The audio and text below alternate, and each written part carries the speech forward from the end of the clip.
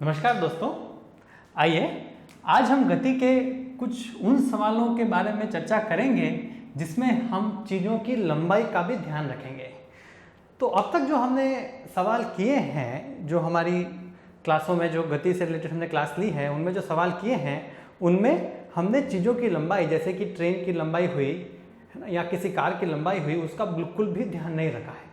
इसके लिए क्योंकि पहले तो वो लंबाई हमको सवाल में दी नहीं होती थी, तो लाए कहाँ से, और दूसरा इसलिए भी क्योंकि जो दूरी वो ट्रेन या वो कार तय कर रही है, जैसे कि बॉम्बे से दिल्ली के बीच की दूरी, अगर हम वो दूरी जो है बहुत ही ज़्यादा है, ट्रेन की लंबाई से अगर तुलना करें तो वो दूरी बहुत ही ज़्यादा है, इसलिए हम इस ट्रेन की लंबाई को बिल्कुल भी ध्यान नहीं देते हैं और इस ट्रेन की लंबाई को हम सवाल करते समय छोड़ सकते थे, यानी इग्नोर कर सकते थे। पर अब जो सवाल हम करने वाले हैं, उन सवालों में पहले तो ये दूरी दी गई है, तो आपको उसका कुछ ना कुछ तो करना पड़ेगा। और दूसरा कि जो सवाल हमने दिए गए हैं वो इस तरह के हैं कि ट्रेन जो है, ये पोल है, इसको कितनी देर में पार करेगी। तो ऐसे सवालों में चूंकि ये बहुत ही छोटी दूरी के सवाल हैं, इसमें ट्रेन की लंबाई के ऊपर हमको ध्यान देना पड़ेगा। तो अब इन सवालों के बारे में और बात करें, जो चीज़ों की लंबाई के ऊपर आधारित हैं, इन सवालों के बारे में और बात करें तो ये सवाल जो हैं 3 प्रकार के होते हैं। अगर हम देखें तो इनमें 3 प्रकार के 3 मूलभूत सिद्धांत काम में आते हैं, यानी कि 3 ही प्रकार के सवाल बन सकते हैं।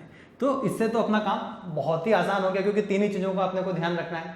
पहला तो उस तरह के सवाल होते हैं जिसमें कि कोई ट्रेन है या कोई भी दूसरी चीज़ जिसकी लंबाई है वो किसी पोल को पार कर रही है। पोल यानी कि कोई खंभा हो गया, कोई आदमी खड़ा है वो हो गया, या माइलस्टोन हो गया, कोई भी ऐसी चीज़ जिसकी दूसरी चीज़ जो है उसकी कोई लंबाई नहीं है। तो एक तो अपनी ट्रेन हो गई, ये जिस चीज़ को पार कर रही है उसकी कोई भी लंबाई नहीं है, यानी कि उसकी लंबाई नगण्य है, उसको हम इग्नोर कर देंगे।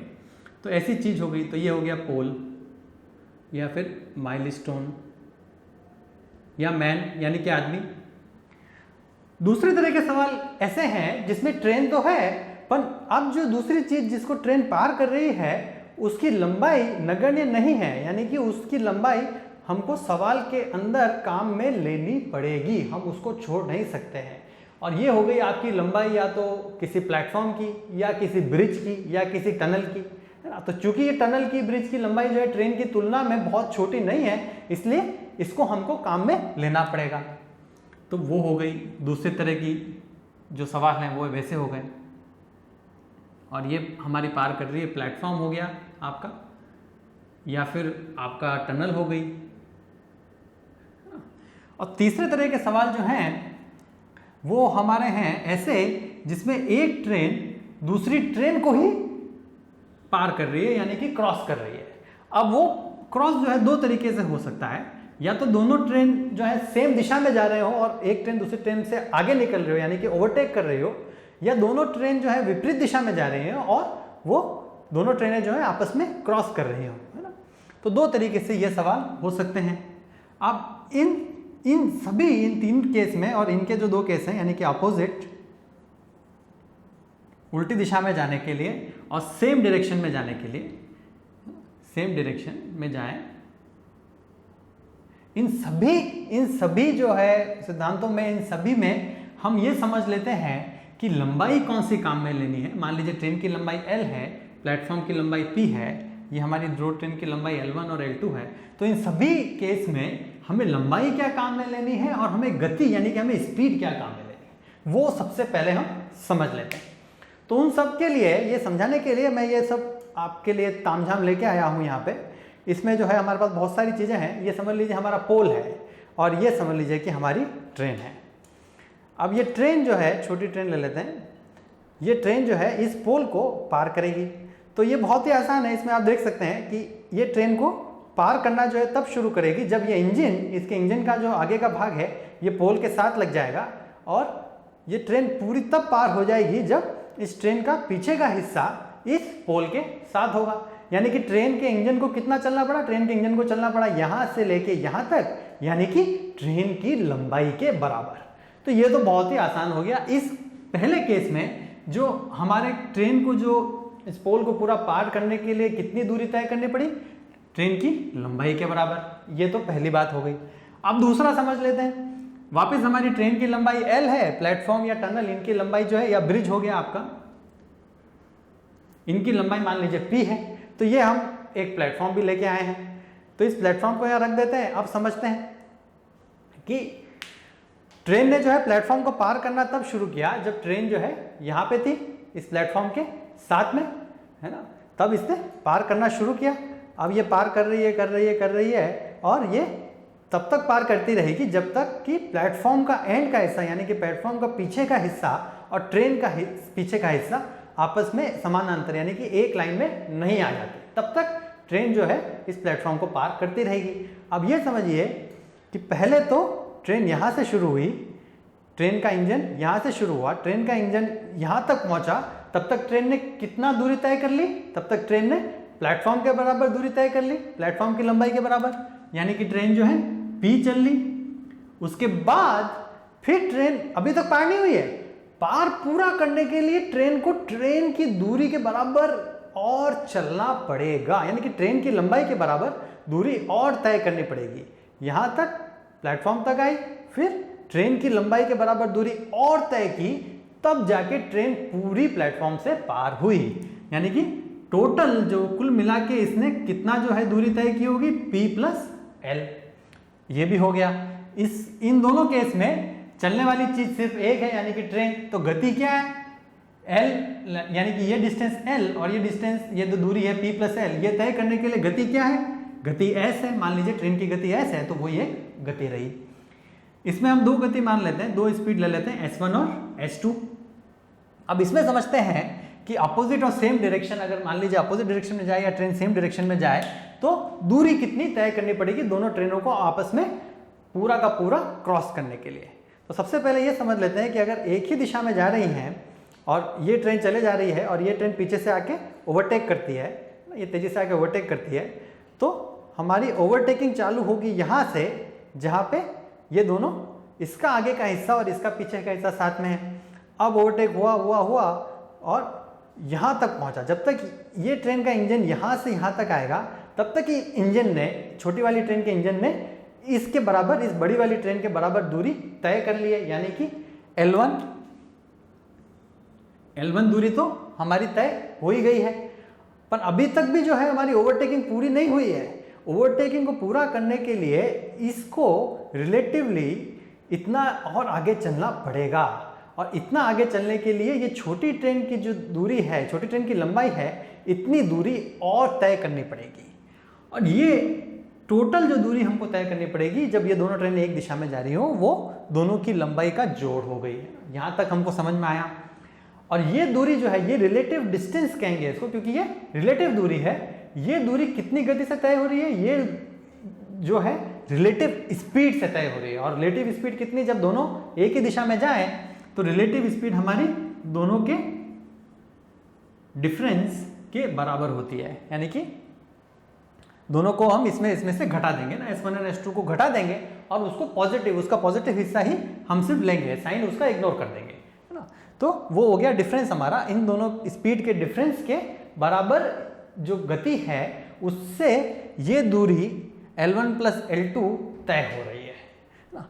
अब यहाँ तक हमको बात समझ में आ गई। ये सेम डायरेक्शन वाली बात हो गई। अब दोनों ट्रेनें जब अपोजिट डायरेक्शन में आएंगी तो गति तो हमारी हो गई दोनों ट्रेन की स्पीड का जोड़, वहाँ तक तो हमको पता ही है। और दूरी कितनी तय करनी पड़ेगी? अब देखिए, दोनों ट्रेनें जो है ऐसे जा रही हैं, तो उनको दूरी कितनी करनी पड़ेगी? दोनों को जो है क्रॉस होने की शुरुआत हुई यहाँ से, जब दोनों के इंजन साथ में, हमेशा शुरुआत ऐसे ही होगी। और उसके बाद ये तब तक क्रॉस होते रहेंगे जब तक कि दोनों के ये पीछे का हिस्सा, यानी कि लास्ट पार्ट जो है वो एक साथ नहीं हो जाए। यानी कुल मिला के कितनी दूरी हुई? ये इंजन साथ में थे, फिर ये यहाँ तक आके यहाँ साथ में हो गए, यानी कि ये दूरी हो गई वापस L1 प्लस L2, दोनों ट्रेनों के आपस में जो टोटल लंबाई है उन दोनों का जोड़। वापस दूरी जो है सेम की सेम ही रही, यानी इन दोनों केस में दूरी सेम की सेम ही रही। या तो ट्रेनें सामने से आए या ट्रेनें जो हैं एक ही दिशा में जाए, जो उनको दूरी तय करनी पड़ती है वो दोनों ट्रेनों की लंबाई का जोड़ होती है। और जो रिलेटिव स्पीड है वो हमेशा के जैसे हमने पिछली क्लास में पढ़ा, हमेशा के जैसे जो है अगर अपोजिट डायरेक्शन में आएंगी तो रिलेटिव स्पीड जो है दोनों की स्पीड का सम हो जाएगी, एडिशन हो जाएंगी, और अगर विपरीत और अगर एक ही दिशा में जाएंगी तो दोनों का डिफरेंस हो जाएंगे। हम सिर्फ इसमें पॉजिटिव साइन ही लेते हैं, ठीक है। अब ये सब सिद्धांत अगर आप अपने दिमाग में बैठा लेंगे और ये जो हमने यहाँ पे फोटो बनाया, यहाँ पे जो हमने डिमॉन्स्ट्रेशन करके दिखाया है, इसको अपने साथ रखेंगे तो ये आने वाले कुछ सवाल जो हैं ये आप बहुत ही आसानी से कर पाएंगे। ये 3 सिद्धांतों पे ही सारा खेल है इन सवालों का, इसके अलावा कुछ भी नहीं पूछा जाता। तो आइए पहला सवाल हमारा करते हैं। इसमें क्या है कि एक हमारी ट्रेन है, उसकी हमको लंबाई दे रखी है, उसकी लंबाई है 300 मीटर और वो एक पोल को क्रॉस कर रही है। अब पोल को चूंकि वो क्रॉस कर रही है तो उसको कितना चलना पड़ेगा पोल को क्रॉस करने के लिए, उसको कितनी दूरी तय करनी पड़ेगी उस ट्रेन की खुद की लंबाई के बराबर। तो ट्रेन यहाँ से शुरू हुई और ये इंजन है इसका, ये यहाँ से शुरू हुआ और जब इसका और ये क्रॉसिंग जब पूरी हो जाएगी, जब इसका एंड का हिस्सा इस पोल से मिल जाएगा तो कितनी दूरी तय हुई यहाँ से लेके यहाँ तक, और ये तो ट्रेन की खुद की लंबाई है। तो स्पीड हमारी कितनी हो गई, दूरी बटा समय, कितना टाइम लगा 8, 300/8, तो ये तो हमारी स्पीड हो गई। अब यही ट्रेन हम ले जाके एक ब्रिज के ऊपर रख देते हैं, या इस केस में क्या है प्लेटफॉर्म है, प्लेटफॉर्म के ऊपर रख देते हैं। तो अब ये प्लेटफॉर्म को पूरा पार करने में इस ट्रेन को कितना चलना पड़ेगा, ये यहाँ से चालू हुई ट्रेन और पूरी जब तक पार होगी तब तक ट्रेन का एंड का हिस्सा प्लेटफॉर्म के एंड पे आ जाएगा। यानी कि ट्रेन पहले तो प्लेटफॉर्म जितना चली, ये पूरी प्लेटफॉर्म की दूरी तो तय हुई करनी ही पड़ी 600 मीटर, प्लस इसको अपनी दूरी के बराबर और आगे सरकना पड़ा, यानी कि 300 मीटर और। तो कुल मिला के कितनी हो गई दूरी 900 मीटर। अब स्पीड हमको पता है, डिस्टेंस यानी कि दूरी हमको पता है, समय कितना होता है दूरी बटा स्पीड, वो हमने यहाँ रख दिया। एक चीज़ आप देखेंगे, ये नंबर को, ये फ्रैक्शन को हम जो है बिल्कुल भी इनको यहाँ पे इनके साथ काट फांस नहीं करते हैं, इनको आखिर तक चलने देते हैं। और उसके बाद फिर हम देखेंगे कि कई बार ये नंबर ऐसे आएंगे अधिकतर क्वेश्चन में कि ये नंबर अपने आप ही आसान हो जाएंगे। तो इनको यहाँ पे छोटा करने के अंदर, यहाँ काटने के अंदर समय मत बिगाड़िए, इसको आखिर तक रखिए, यहाँ लाके ही इसको फिर जो है क्रॉस करिए, तो आसानी से आपका जवाब आ जाएगा 24 सेकेंड, जो कि फाइनल आंसर है। बहुत ही आसान, देखिए ना, ये अगर आपको ये सब चीज़ें एकदम आपके दिमाग में साफ हैं तो ये सवाल जरूर करने चाहिए, क्योंकि ये सवाल में गणित जो है, इसकी मैथ्स जो है वो बहुत डिफिकल्ट नहीं होती है, बिल्कुल आसान होती है। और सिर्फ अगर आप ये चीज़, ये कॉन्सेप्ट समझते हैं, सिर्फ ये सिद्धांत अगर आप समझते हैं तो ये सवाल बहुत ही आसानी से 1 मिनट से कम समय में बहुत ही आसानी से आप कर पाएंगे।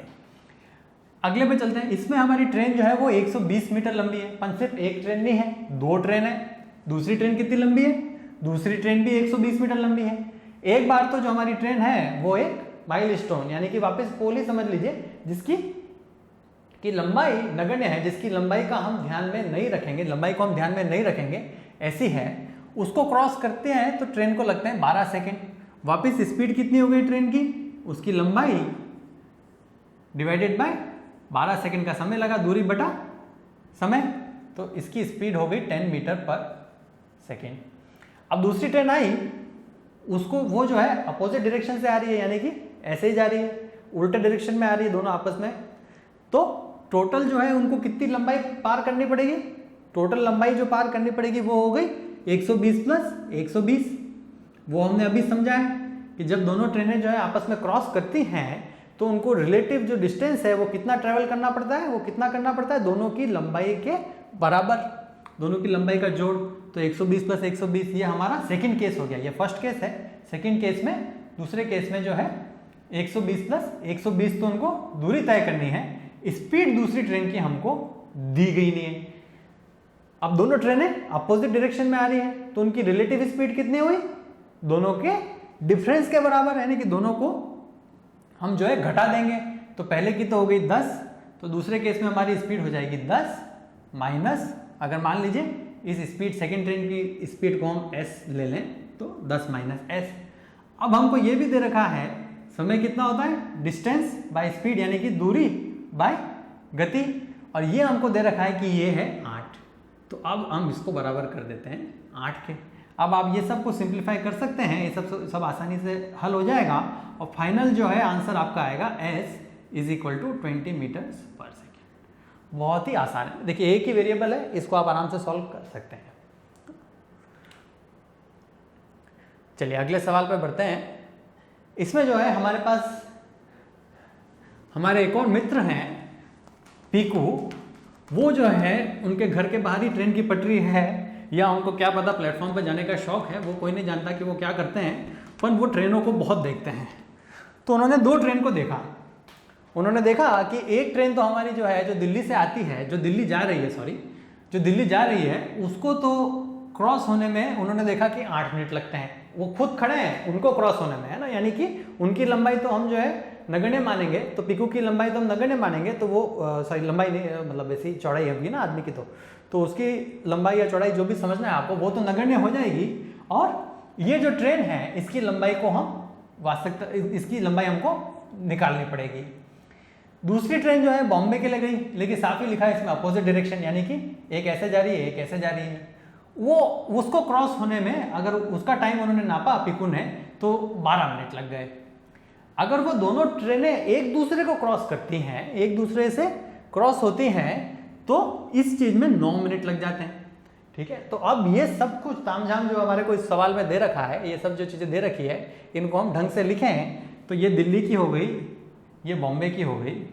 दिल्ली वाली ट्रेन की 8 मिनट लगते हैं, इसको मिनट में ही रहने देंगे क्योंकि सब चीज़ें मिनट में ही हैं। इसको 12 मिनट लगते हैं।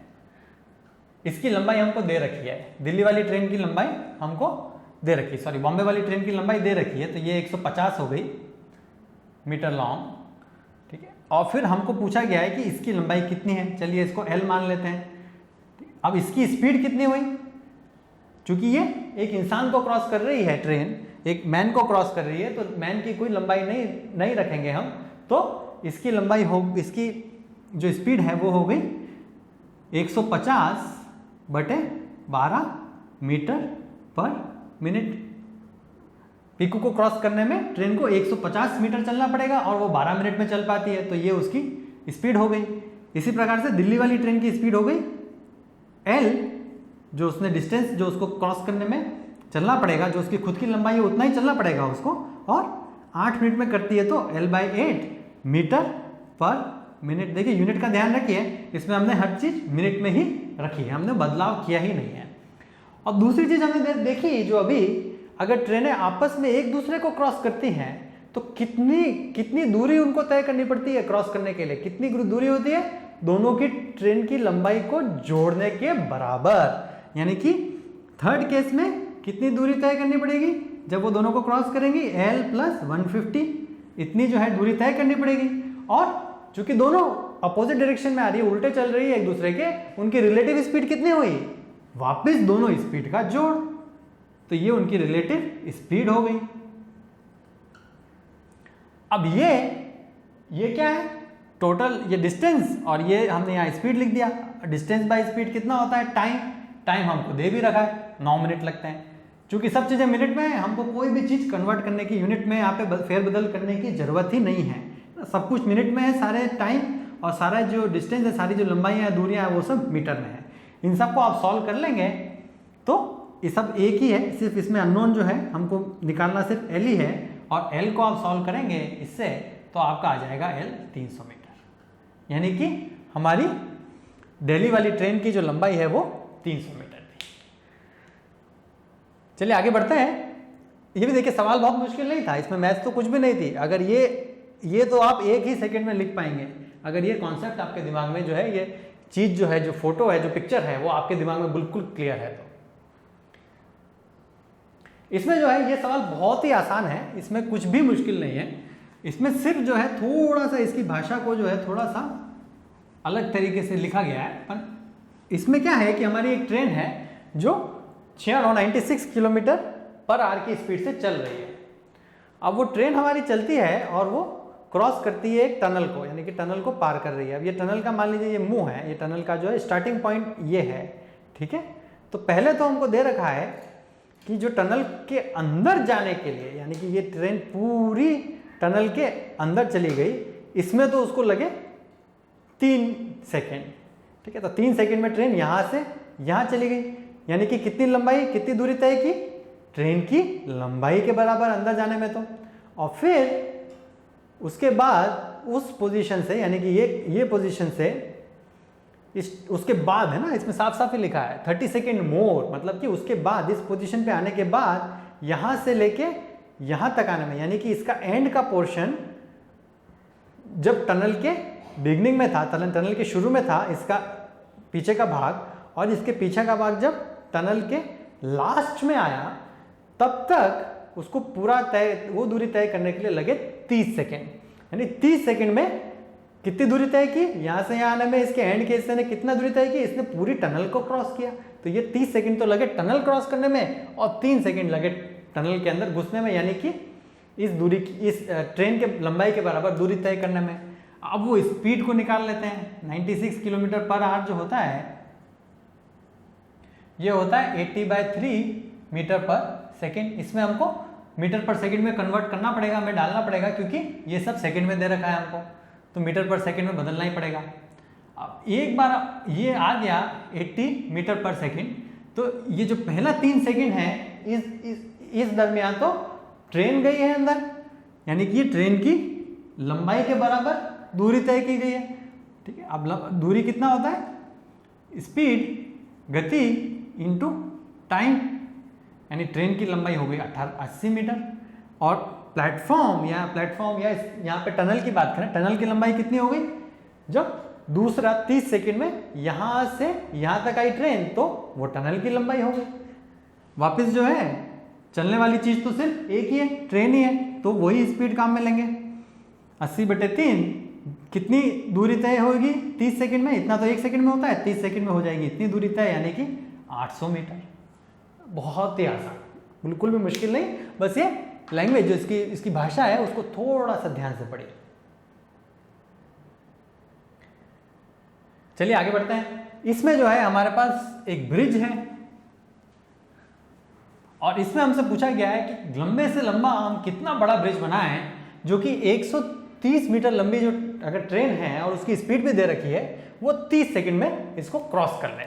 तो सबसे पहले तो ये समझते हैं कि 45 किलोमीटर पर आवर जो है उसको हम कन्वर्ट कर देते हैं मीटर पर सेकंड में, तो वो तो आसानी से हो ही जाएगा, आपको पता ही है, आप 5/18 से भी कर सकते हैं, वो भी निकल जाएगा, है ना। तो ये तो हमारी हो गई ट्रेन की गति मीटर पर सेकंड में। ठीक है, क्योंकि ये तो हमको करना ही पड़ेगा, क्योंकि ये सब सेकंड में है इसके लिए।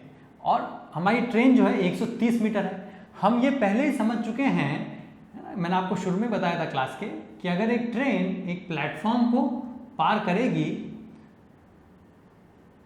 यहाँ पे नहीं, यहाँ थोड़ी ज़्यादा जगह लेके बना देते हैं ताकि एकदम क्लियर हो जाए। अगर एक ट्रेन, ये हमारी ट्रेन है, ये एक प्लेटफॉर्म को पार करेगी, तो ट्रेन को कितना चलना पड़ेगा, प्लेटफॉर्म प्लस ट्रेन की लंबाई के बराबर इतना चलना पड़ेगा। तो इस गति से वो चलेगी, कितना चलेगी, इसकी लंबाई खुद की 130 प्लस प्लेटफॉर्म की लंबाई मान लीजिए p, और ये करने में उसको कितना समय लगना चाहिए, 30 सेकेंड। बहुत ही आसानी से ये इक्वेशन एक ही सेकंड में हमने लिख दी, और अब जो है इसकी मदद से अपन p निकाल लेंगे, और p आ जाएगा आपका 245 मीटर। बहुत ही आसान, बिल्कुल भी मुश्किल नहीं है, बहुत ही आसान सवाल। और सभी प्रकार के सवाल मैं ले चुका हूँ इसमें, है ना, सभी प्रकार के सवाल सभी एग्जाम्स मैंने लिए हैं, और इससे मुश्किल सवाल नहीं पूछे जाते हैं इससे, इस पर्टिकुलर कॉन्सेप्ट पे, इस कॉन्सेप्ट पे। तो जरूर से अगर आपको ये चीज़ आती है, अगर आपने क्लास सुनी है, तो ये सवाल आप जरूर से करें, आपको पूरे नंबर अवश्य ही मिलेंगे। अब देखिए इस सवाल को, 300 मीटर लंबी जो ट्रेन है वो 39 सेकंड में जो है प्लेटफॉर्म को क्रॉस कर देती है, और एक पोल को 18 सेकंड में करती है। तो वापस जो है इससे हम आसानी से ट्रेन की स्पीड तो निकाल ही लेते हैं, 300/18, ये तो इजी है, ये तो आसानी से निकल गया, है ना। और प्लेटफॉर्म की हमसे वापस वही चीज़ है, वापस प्लेटफॉर्म की लंबाई पूछ रही है। तो प्लेटफॉर्म को क्रॉस करने में कितना समय लगेगा? P plus 300। ये टोटल जो है कितना कितना कितना दूरी चलनी पड़ेगी? 300 मीटर लंबी ट्रेन को प्लेटफॉर्म पार करने में P प्लस 300। और ये किस स्पीड से कर रही है? 300/18। और हमको बोला गया है कि 29 सेकंड में ये दूरी पार हो जाएगी। तो ये हो गया 29। इसको वापस आप सॉल्व कर लीजिए। इस बार जो है प्लेटफॉर्म की लंबाई आएगी 350 मीटर। देखिए थोड़ा ध्यान दीजिए कि किस तरीके से हम ये पढ़ते हैं और उसके बेसिस पे हम हमारी इक्वेशन लिखते हैं। थोड़ा सा ध्यान रखिए कि लैंग्वेज को, इस भाषा को यहाँ से लेके यहाँ तक हम कैसे पहुँचते हैं ना, तो उस पर थोड़ा सा ध्यान दीजिए। चलिए आगे चलते हैं। अब तक हम एक ट्रेन के सवाल कर रहे थे, अब जो है हमारे पास 2 ट्रेन के सवाल आ गए हैं। और ये सवाल थोड़ा सा इसमें ध्यान देने वाली बात यह है कि 2 ट्रेन का सवाल ये है, पर इसमें दूसरी ट्रेन का कोई भी काम नहीं है, उसकी लंबाई की कोई भी जगह नहीं है इस सवाल में ध्यान देने की, उसके ऊपर कोई भी ज़रूरत नहीं है दूसरी ट्रेन के बारे में, क्योंकि इसमें एक ट्रेन की तो बात की गई है जिसकी लंबाई हमको निकालनी है, वो फास्ट ट्रेन है। इस पर लिख देते हैं फास्ट। और ये हमारी एक स्लो ट्रेन को ओवरटेक कर रही है, यानी एक स्लो ट्रेन के आगे निकल रही है, धीरे धीरे धीरे धीरे आगे निकल रही है। और इस स्लो ट्रेन के अंदर एक आदमी बैठा हुआ है। यहाँ पे जो है एक हम आदमी को बैठा देते हैं। बैठाना तो नहीं आता है, चलिए बैठा ही देते हैं। बैठा देते हैं एक आदमी को यहाँ पे। अब ये आदमी जो है, इसकी खुद की लंबाई कुछ भी नहीं है, और इस ट्रेन के अंदर सिर्फ यही आदमी की ही ज़रूरत है। इस ट्रेन की लंबाई को ध्यान में देने की ज़रूरत ही नहीं है, ये स्लो वाली ट्रेन क्यों तो धीरे चल रही है, उसकी ट्रेन की लंबाई पे ध्यान देने की ज़रूरत ही नहीं है। ये आदमी सिर्फ देख रहा है कि ट्रेन आई, ये फास्ट वाली ट्रेन आई, ये इसको दिखी, फिर कुछ देर के बाद ये फास्ट वाली ट्रेन का जो पीछे का हिस्सा है जिस पे क्रॉस बना हुआ होता है, वो इस आदमी को दिख गया। ठीक है। अब हमसे पूछा गया है कि अगर जो है ये पूरा कार्यकलाप, ये जो पूरा काम है, ये 9 सेकंड में हो जाता है, ये पूरी ट्रेन जो है 9 सेकंड में उस आदमी को क्रॉस हो जाती है, उस आदमी ने टाइम देखा होगा, तो इस ट्रेन की लंबाई कितनी है ना। ये सवाल बहुत ही आसान है। सबसे पहले तो हम ये देख लेते हैं कि ये ट्रेन किस स्पीड से, क्या रिलेटिव स्पीड से आगे निकलेगी। उस आदमी, ट्रेन तो चल रही 40 किलोमीटर से पर आवर की स्पीड से, पर जो आदमी है वो खुद भी 20 किलोमीटर पर आवर की स्पीड से चल रहा है। तो कुल मिला के गति कितनी हो गई? 40 - 20 यानी कि 20। अब इस 20 को हम कन्वर्ट कर देते हैं किलोमीटर पर आवर को मीटर पर सेकंड में, तो ये 20 हो गया हमारा 20,000 और 3600। तो ये तो हो गया हमारी रिलेटिव स्पीड। इस स्पीड से ये आदमी को दिखेगा कि ट्रेन धीरे धीरे आगे जा रही है। इतना मीटर 1 सेकंड में ट्रेन आगे जाती हुई दिखेगी। कुल मिला के कितना समय लगा ट्रेन को आगे जाने में? 9 सेकंड। इतना मीटर तो 1 सेकंड में चलती है, तो पूरी ट्रेन कितनी देर में आगे चली जाएगी? 20,000 डिवाइडेड बाय इतना मीटर तो 1 सेकंड में चलती है, तो 9 सेकंड में कितनी बड़ी ट्रेन गई होगी? इसको 9 से मल्टीप्लाई कर देते हैं, है ना। यानी कि डिस्टेंस किसके बराबर होता है? Speed into time. कितना समय लगा? 9 सेकंड लगे। तो इसको आप सिंप्लीफाई कर लें और इसका आंसर आपका आ जाएगा 50 मीटर। ये 20,000 है, 1 0 यहाँ पे ज़्यादा है, तो ये हो गया आपका फिर 50 मीटर। बहुत ही आसान। सिर्फ इसमें जो है आपको कंफ्यूज करने के लिए यहाँ पे एक आदमी को जो है बैठा दिया एक ट्रेन के अंदर, स्लो ट्रेन के अंदर। अगर ये ट्रेन नहीं भी होती और ये सिर्फ आदमी जो है हवा में उड़ रहा होता, तो भी जो है हमको यही जवाब मिलता। सिर्फ ये ट्रेन के अंदर बैठाया ही इसलिए है क्योंकि आप कंफ्यूज हो जाए। चलिए अगले सवाल पे चलते हैं। ये थोड़ा सा और मुश्किल सवाल है, हालांकि इतना मुश्किल भी नहीं है कि हम नहीं कर पाए, हम आसानी से इसको भी कर ही लेंगे। इसमें जो है हमारी ट्रेन है,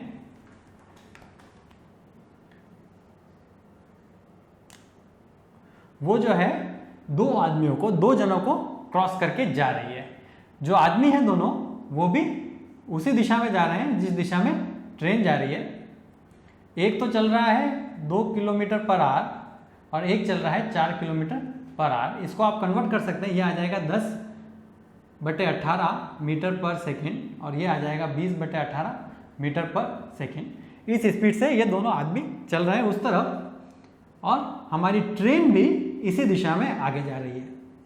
ठीक है, तो पहले तो हम ये देख लेते हैं, चूंकि ये सब लोग एक ही दिशा में जा रहे हैं, इन दोनों के बीच में जो रिलेटिव स्पीड है वो कितनी हो गई। अगर इसकी स्पीड हम ट्रेन की s मान लेते हैं तो ये हो गई s माइनस, सब्ट्रैक्शन होगा यहाँ पे माइनस होगा क्योंकि दोनों एक ही दिशा में जा रहे हैं, और इसके साथ स्पीड हो गई s माइनस 20/18, क्योंकि एक ही दिशा में जा रहे हैं इसलिए स्पीड जो है, रिलेटिव स्पीड जो है वो माइनस हो जाएगी। और टोटल जो है ट्रेन की लंबाई का हम मान लेते हैं कि l है। ये तो ट्रेन की स्पीड हो गई s और लंबाई हो गई l। इसको क्रॉस करने के लिए ट्रेन को कितना चलना पड़ेगा रिलेटिव स्पीड से, l। तो पहली इक्वेशन तो हमारी बन गई l time is equal to, time जो है किसके बराबर, समय किसके बराबर होता है, दूरी बटा स्पीड यानी गति, दूरी बटा गति कर देंगे हम 10/18। और ये पहला हमारा इस आदमी को पार करने में ट्रेन को कितना समय लगा वो निकल गया। ये दूरी हो गई, ये जो है हमारी गति हो गई, और यहाँ पे आ गया हमारा समय जो हमको दे रखा है 9 सेकेंड। तो ये तो आ गया हमारा पहला समय। दूसरा समय आ जाएगा l, इसी प्रकार से 20/18, ये आ गया हमारा दूसरा समय 10। अब इन दोनों को हम डिवाइड कर देते हैं, इन दोनों एक चीज़ों को हम आपस में डिवाइड कर देते हैं। तो ये बन गया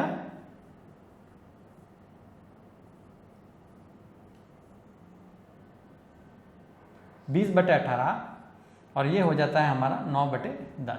इससे आप सिर्फ जो है इसमें s ही हमको नहीं पता है, इससे हम s निकाल लेंगे। s आ जाएगा हमारा 110/18 मीटर पर सेकेंड।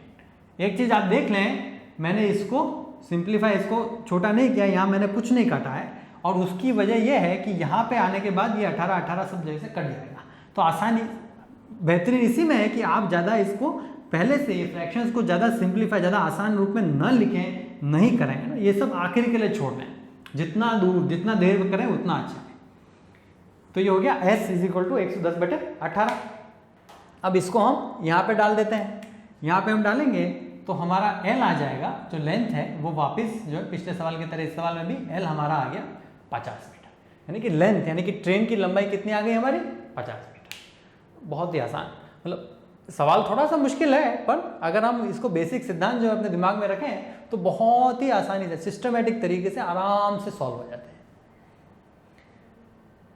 चलिए अगले सवाल पे चलते हैं। ये हमारा आखिरी सवाल है, ये थोड़ा सा मुश्किल है, पर इतना भी कोई ऐसा भी नहीं है कि हम वापस सॉल्व ही नहीं कर पाए। थोड़ा सा अगर हम दिमाग लगाएंगे, थोड़ा सा ध्यान रखेंगे तो ये सवाल भी बहुत आसानी से सॉल्व हो जाएगा। ये सेकंड जो है यहाँ कट गया है, ये यहाँ पे आना चाहिए, ये ऐसा है। तो इसमें आप देखें तो हमारे को दो ट्रेनें दी गई हैं, वो दोनों ट्रेनें जो हैं एक दूसरे से क्रॉस हो रही हैं, अपोजिट डायरेक्शन में आ रही हैं, एक दूसरे के विपरीत दिशा से आ रही हैं, और ट्रेनें ऐसे शुरू हुई, ठीक है, यहाँ से ट्रेन शुरू हुई, और सबसे पहले हमने ये देखा कि वो पहले जो है उनके ये शुरुआत के हिस्से जो इनके इंजन हैं वो कहाँ पे मिले, वो हमने देखा। ये तो सवाल ये पूछ रहा है, और मान लीजिए वहाँ पे हमने इस फ्लैग को इसको रख दिया, यहाँ पे जो है उनके इंजन मिले। अब ये दोनों ट्रेनें चलेंगी और ये आपस में क्रॉस होंगी, और मान लीजिए इनके जो एंड के हिस्से हैं वो कहाँ पे हैं, वहाँ पे हम एक और कुछ भी चीज़ निकाल के रख देते हैं, ठीक है।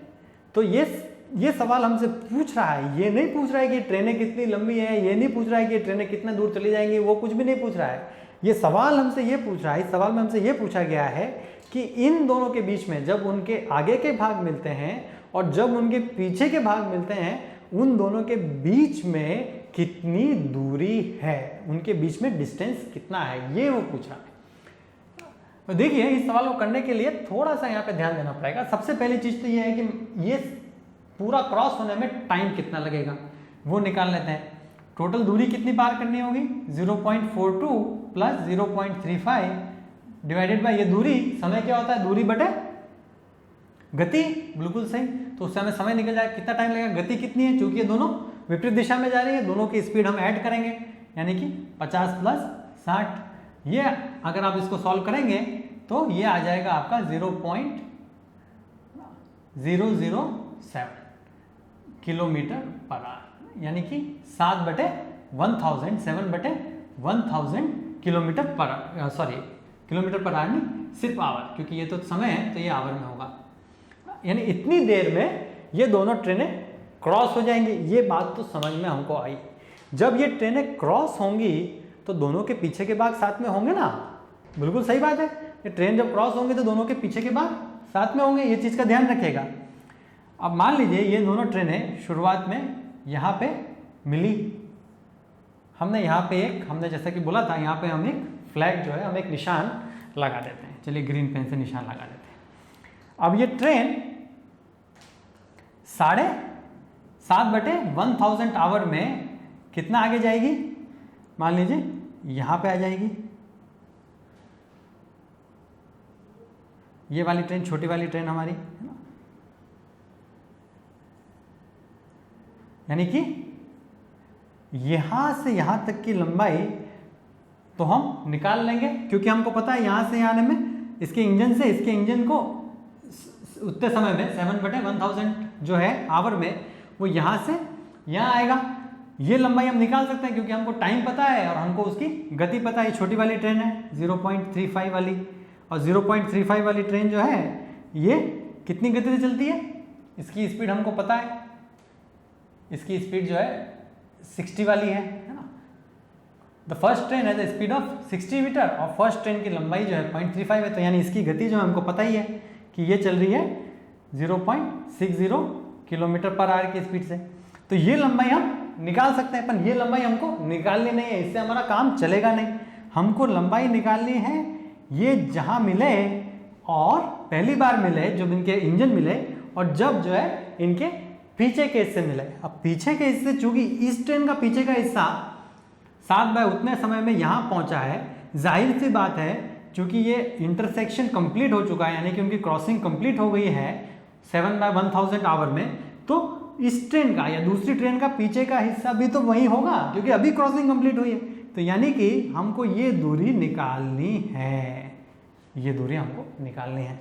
तो सबसे पहले ये दूरी निकाल लेते हैं। ये कितनी होगी, 7/1000 into 60, distance is equal to speed into time, यानी कि जो दूरी है वो समय और गति का मल्टीप्लिकेशन होती है। तो ये आ गया हमारा 7 6 42, 0.42। ये दूरी आ गई हमारी 0.42। ये पूरी दूरी है यहाँ से यहाँ तक की। ये दूरी में से अगर हम ये दूरी घटा देंगे 0.35, 42 माइनस 0.35 ये घटा देंगे तो हमारी ये इसके, जब ये ट्रेन पहली बार ये ट्रेनें मिली और जब इनके पीछे के हिस्से मिले वो दूरी आ जाएगी। और वो कितनी होती है, अगर इसको निकालें तो 0.07 किलोमीटर, यानी कि 70 मीटर्स। बहुत ही आसानी से निकल गया, कुछ भी इसमें ज़्यादा गणित करने की ज़रूरत ही नहीं है, बहुत ही आसानी से ये सवाल सॉल्व हो जाते हैं। अब हम इसके बाद इसी के साथ ये वाली क्लास तो हमने समाप्त कर दी, ये वाला कॉन्सेप्ट हमने बिल्कुल क्लियर हो गया। अब हमें अच्छे से समझ में आ गया है।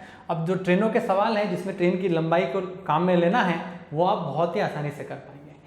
अगली क्लास में हम देखेंगे कि एवरेज स्पीड, यानी कि जो एवरेज स्पीड है उसके सवाल हम कैसे करें।